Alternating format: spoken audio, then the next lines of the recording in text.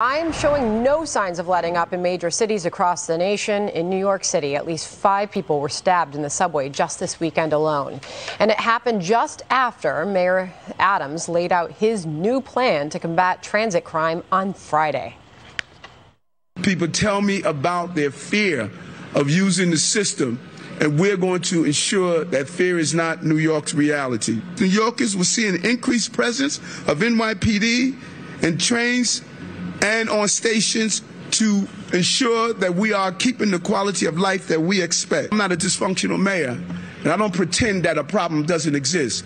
We identify, we fix problems, we get stuff done. That's what my administration is going to be about. And a dire situation in Atlanta. Homicides are up 43% in 2022 compared to this time last year. Rapes are up an astounding 236% during that same time period. Some police officers are blaming what they call the revolving door of career criminals, saying it feels like the movie Groundhog Day. And in Seattle, the police department's dealing with a crippling staffing shortage there. The mayor last week laid out efforts to boost staffing, but the department is struggling to recruit more officers. Crime in Seattle reached a 14-year high last year. Jason Rantz, Seattle radio talk show host, joins us now. Jason, it is absolutely terrifying what is happening to our beloved American cities, and to where you're sitting there in Seattle. How do you get a grip on such a horrific situation?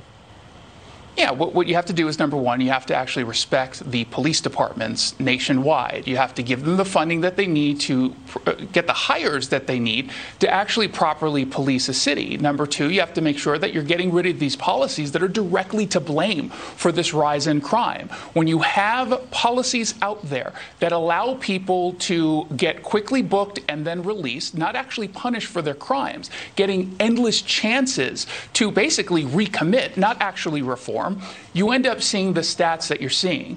But ultimately, it's up to the voters. They have to speak up, they have to speak loudly, and they have to be united across the country. And it can't just be, hey, we're going to make a course correction in New York with a new mayor or a new Seattle city attorney.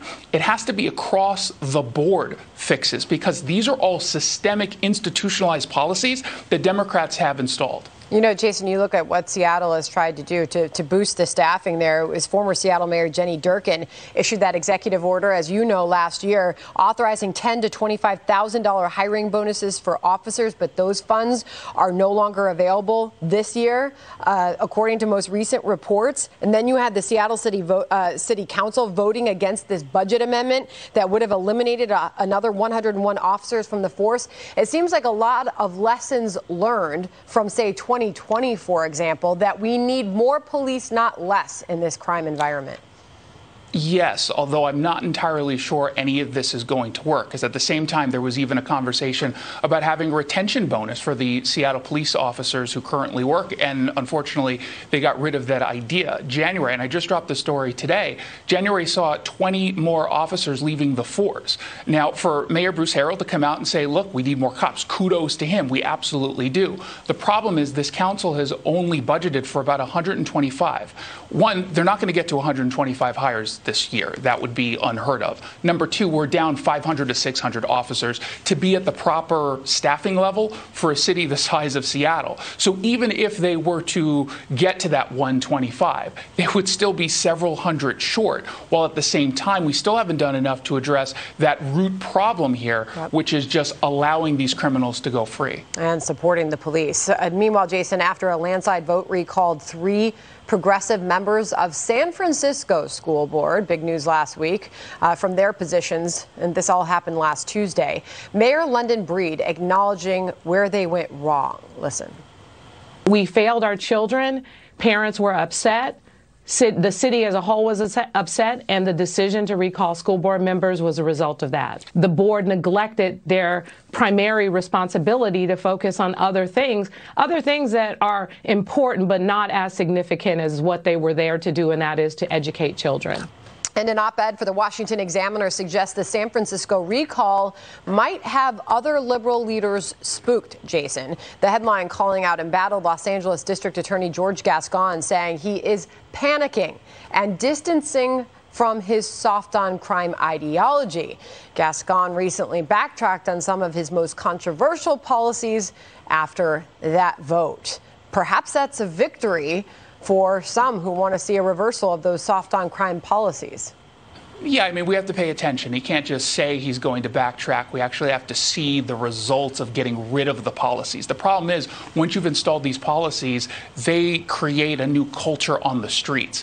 And so even if you were to quickly revert back to the way things were, you still embolden all of these criminals who now you have to push back. Now, I certainly think this is politically good for Republicans who are looking to moderate some of these left-leaning cities. I'm under no illusion that Seattle, San Francisco, New York, they're going to suddenly become conservative.